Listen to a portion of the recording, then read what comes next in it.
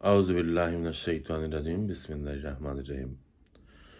Mahfuz Adnan official YouTube চ্যানেলে Mahfuz Adnan review অনুষ্ঠানে যে যেখান থেকে যে অবস্থায় আমাদের এই অনুষ্ঠান আপনারা দেখছেন, সবাইকে শুভেচ্ছা এবং স্বাগত জানাচ্ছি। আজকে 28শে অক্টোবর, রোজ সোমবার। প্রতিদিনের মতো আজও সুসময় গণমাধ্যম এবং BanglaNewsUS.com এর সৌজন্যে আমাদের কাছে কিছু সংবাদ ডেস্কে এসে পৌঁছেছে, যা আপনাদের সামনে আজও তুলে ধরছি। আশা করছি আপনাদের ভালো লাগবে। ইউক্রেনের ভূখণ্ড ছাড়ের প্রস্তাব পুতিনের ফাঁদ, ইউর শীর্ষ কূটনীতিক। শান্তি চুক্তির অংশ হিসেবে ইউক্রেনকে রাশিয়ার কাছে ভূমি ছাড় দিতে চাপ দেওয়ার বিষয়ে সতর্ক করেছেন ইউরোপীয় ইউনিয়নের শীর্ষ কূটনীতিক কায়া কাল্লাস। ব্রিটিশ সংবাদ মাধ্যম বিবিসিকে দেওয়া এক সাক্ষাৎকারে তিনি বলেছেন, এটি পুতিনের সাজানো ফাঁদ, যাতে আমাদের পা দেওয়া উচিত হবে না। ডনবাস অঞ্চল ঘিরে দীর্ঘদিন ধরে সংঘাত চলছে। রাশিয়ার আগ্রাসনে গত এক দশকে 1.5 মিলিয়নের বেশি ইউক্রেনীয় ঘরবাড়ি ছেড়ে পালাতে বাধ্য হয়েছেন। ইউক্রেন বরাবরই এই অঞ্চল ছেড়ে দেওয়ার প্রস্তাব প্রত্যাখ্যান করেছে।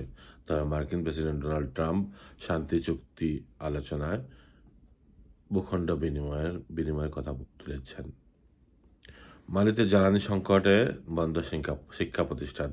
আল কায়দা সংশ্লিষ্ট সশস্ত্র গোষ্ঠীর অবরোধে আফ্রিকার দেশ মালিতে দেখা দিয়েছে তীব্র জ্বালানি সংকট। পরিস্থিতি সামাল দিতে সোমবার 27 অক্টোবর থেকে অন্তত 2 সপ্তাহের জন্য দেশবাসী শিক্ষা প্রতিষ্ঠান বন্ধ রাখা হবে।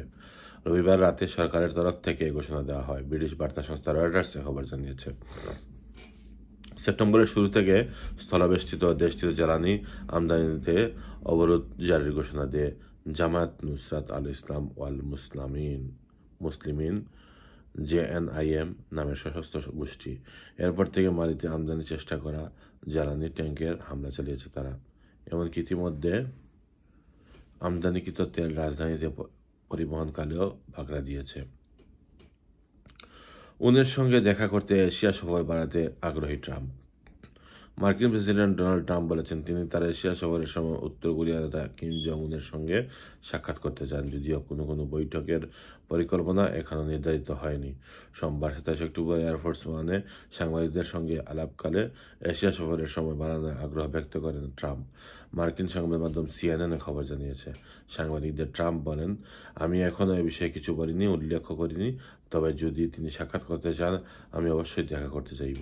আমি কিম জং উনের সঙ্গে খুব ভালোভাবে মিলেমিশে চলেছি। আমি তাকে পছন্দ করি, সেও আমাকে পছন্দ করে। যদি তিনি দেখা করতে চান, আমি তখন দক্ষিণ কোরিয়ায় থাকব। ইতালির বেলোনিয়ায় ফিলিস্তিনপন্থী সমাবেশে নিষেধাজ্ঞা। ইতালির উত্তরাঞ্চলীয় শহর বেলোনিয়াম পূর্বনির্ধারিত ফিলিস্তিনপন্থী সমাবেশ নিষিদ্ধ করেছে স্থানীয় প্রশাসন। মঙ্গলবারের এই সমাবেশকে সহিংসতার আশঙ্কাজনক ঝুঁকি হিসেবে উল্লেখ করেছে কর্তৃপক্ষ।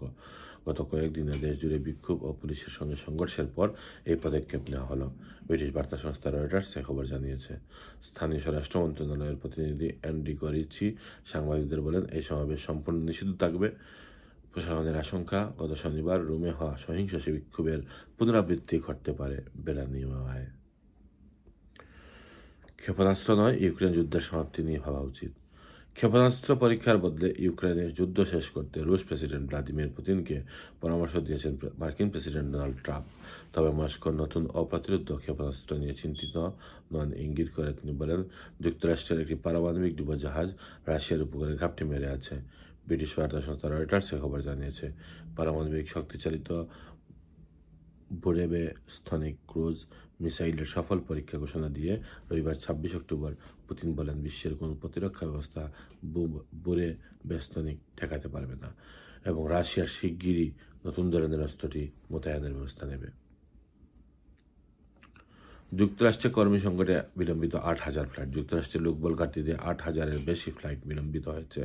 আকাশপথে ভ্রমণের এই সংকটের নেপথ্যে রয়েছে চলমান শাটডাউনে বেতনহীন এয়ার ট্রাফিক কন্ট্রোলারদের অনুপস্থিতি। ব্রিটিশ বার্তা সংস্থা রয়টার্স খবর জানিয়েছে। Flight tracking website FlightAware তথ্য অনুযায়ী স্থানীয় সময় রবিবার 26 অক্টোবর রাত 11টা পর্যন্ত 8,000-এর বেশি ফ্লাইট বিলম্বিত হয়েছে। আগের দিন এই সংখ্যা ছিল 5,300-এর মতো। অক্টোবরের 1 তারিখ থেকে শুরু হওয়া শাটডাউনের এই হার বেড়েই চলছে। নিউ ইয়র্কের লেটিশিয়া জেমসের সমর্থনে সমাবেশ। New York attorney general Letitia জেমসের সমর্থনে ব্রুকলিনে সমাবেশ অনুষ্ঠিত হয়েছে। সমাবেশে লেটিশিয়া জেমস বলেন, আমি ধন্যবাদ জানাই সকলকে যারা আমার পাশে আছেন, কারণ আমি কোনো রাজা নির্বাচন করিনি, কারো কাছে মাথা নিতে পারি না। ক্রাউন হাউসের ফার্স্ট ব্যাপটিস্ট চার্চ অনুষ্ঠিত সমাবেশে কমিউনিটি গ্রুপ ইউনিয়ন নেতা পাবলিক অ্যাডভোকেট জোয়ান উইলিয়ামস এবং কংগ্রেসম্যান হাকিম জেফ্রিজ অংশ নেন। তারা বলেন, আমরা টিশ জেমসের পাশে থাকবো যতক্ষণ না এই ভিত্তিহীন অভিযোগগুলো বাতিল হয় এবং ন্যায় প্রতিষ্ঠিত হয়। তিনি ব্রুকলিনের স্বপ্ন ও ডোনাল্ড ট্রাম্পের সবচেয়ে বড় দুঃস্বপ্ন। নিউ ইয়র্ক আগাম ভোটে এগিয়ে মুসলিম মেয়র প্রার্থী। নিউ ইয়র্কের মেয়র নির্বাচনে রেকর্ড সংখ্যক আগাম ভোট পড়েছে। জরিপে এগিয়ে ডেমোক্রেট প্রার্থী জোহরান মামদানি। তবে এই মুসলিম প্রার্থীর বিরুদ্ধে উঠে পড়ে লেগেছে বিরোধীরা। রাজনৈতিক প্রতিপক্ষ ছাড়াও তাকে ভোট না দিতে জনগণকে উৎসাহিত করছে ইহুদি ধর্মগুরুরা। মামদানির বিরুদ্ধে জনমত তৈরিতে একটি চিঠিতে গণসই করছেন বিভিন্ন শহরের রেবাইরা। মূলত দেশটিতে এবছরের সামগ্রিক ইভেন্টগুলোর মধ্যে অন্যতম গুরুত্ব দিয়ে দেখা হচ্ছে নির্বাচনটিকে। ধারণা করা হচ্ছে এবারই প্রথম একজন মুসলিম মেয়র পেতে পারে নিউ ইয়র্কবাসী। আগাম ভোটে প্রতিপক্ষের চেয়ে বড় ব্যবধানে এগিয়ে রয়েছেন মামদানি। সবার জন্য বিনামূল্যে বাস পরিষেবা, চাইল্ড কেয়ার সার্ভিস এবং প্রায় 10 লাখ নিউ ইয়র্কবাসীর বাড়ি ভাড়া মওকুফ সহ বেশ কিছু প্রতিশ্রুতি সামনে রেখে শহরের উদারপন্থী ভোটারদের আকৃষ্ট করছেন তিনি। গাজায় ইসরায়েলি হত্যার তুমুল সমালোচক হিসেবে তারা হয়ে তাকে। মিশিগান কোস্টগার্ডের তহবিল সংকট, উদ্ধার কার্যক্রম ঝুঁকিতে। রৌদ্রোজ্জ্বল দিনে মিশিগান কোস্টগার্ডের তেমন প্রয়োজন হয় না, তবে অন্ধকার, ঝড় ও কঠিন পরিস্থিতিতে তাদের উপস্থিতি জীবন রক্ষাকারী হয়ে ওঠে। আগস্টের একটি রাত এমন একটি চ্যালেঞ্জ তৈরি করেছিল যখন 4 জন ব্যক্তি কোনো নৌকা ছাড়াই মিশিগান হ্রদ আটকা পড়ে যান। মেঘলা আকাশ, বৃষ্টি ও প্রবল বাতাস সবকিছু তাদের উদ্ধার কাজকে কঠিন করে তোলে।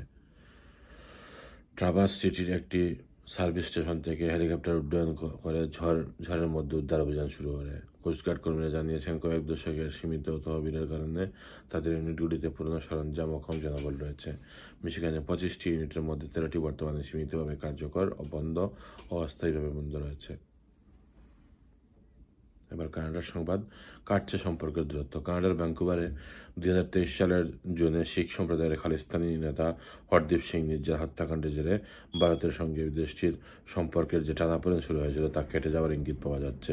ওই ঘটনার জেরে কানাডা ও ভারত উভয় দেশ পাল্টাপাল্টি কূটনীতিকদের বহিষ্কার করেছিল। এ ঘটনার প্রায় 10 মাস পর আবার উভয় দেশ নিজেদের নতুন রাষ্ট্রদূতের নাম ঘোষণা করেছে। বিবিসি বলেছে, কানাডা ক্রিস্টোফার কুটারকে দিল্লিতে তাদের নতুন রাষ্ট্রদূত নিয়োগ দিয়েছে। অন্যদিকে দীনেশ কে পাটনায়ককে কানাডা তাদের রাষ্ট্রদূত ঘোষণা করেছে ভারত। দীনেশ কে পাটনায়ক বর্তমানে স্পেন ভারতের রাষ্ট্রদূত দায়িত্বে আছেন। স্পেনের আগে তিনি মরক্কোয় ভারতের রাষ্ট্রদূত ছিলেন। হজ কার উপর ফরজ এবং এর কি ফজিলত।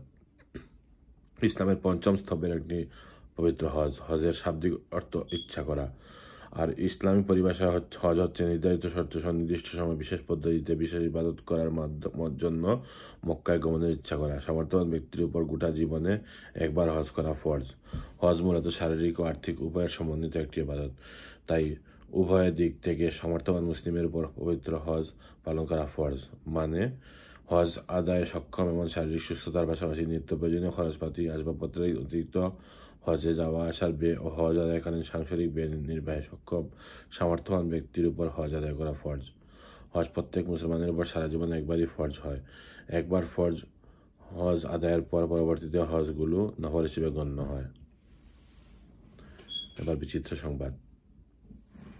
বাউফলের হেমায়েতের বক অসুস্থ হলে খায় প্যারাসিটামল। পটুয়াখালীর বাউফল উপজেলার নুরাইনপুর বাজারে প্রতিদিন দেখা যায় এক অদ্ভুত দৃশ্য। একটা সাদা বক বাজারের ব্যস্ততম রাস্তার দোকানের সামনে নিরাপত্তা প্রহরীর মতো দাঁড়িয়ে থাকে। কখনো দোকানের ছাউনিতে বসে, আবার কখনো দোকানদারের হেমায়েতুদ্দিনের পাশে বসে পড়ে, যেন বহুদিনের সাক্ষী সে। বাজারের মসজিদের সামনে হেমায়েতুদ্দিনের স্টেশনারি দোকানে বসবাস করছে একটি বক। স্থানীয়রা এটি হেমায়েতের বক নামেই পরিচিত। খোঁজ নিয়ে জানা গেছে, নুরাইনপুর বাজার সংলগ্ন বকের বাড়ি নামে পরিচিত খানবাড়ির এই বক ঝাঁক থেকে 4 মাস আগে ঝরে পড়ে যায় একটি বকের ছানা। তখন একটি গুই সাপ সেটিকে আক্রমণ করলে ব্যবসায়ী হেমায়েতুদ্দিন এগিয়ে এসে এটিকে উদ্ধার করেন। পরে নিজের সন্তানের মতো যত্নে পরিচর্যা করে সুস্থ করে তোলেন তিনি। Dear viewers, Mahfuz Adnan official YouTube চ্যানেলে মাহফুজ আদনান রিভিউ অনুষ্ঠানের আজকে এ পর্যন্তই আমাদের কাছে সংবাদ এসে পৌঁছেছিল, যা আপনাদের সাথে তুলে ধরলাম। ইমিগ্রেন্ট হোম কেয়ার এলসি মিশিগানের সৌজন্যে আমাদের এই আয়োজন। আশা করি আপনাদের ভালো লাগবে এবং আপনারা এই অনুষ্ঠানটি শেয়ার করুন, ট্যাগ করুন, প্রিয়জনদের ইনবক্স করুন। আর পরবর্তী অনুষ্ঠান আমাদের কাছে সংবাদ আসতে আমরা আপনাদের সামনে নিয়ে আসব, সংবাদ পাঠ করব। আজ এ পর্যন্তই। ভালো থাকুন, সুস্থ থাকুন। আসসালামু আলাইকুম। আল্লাহ হাফেজ।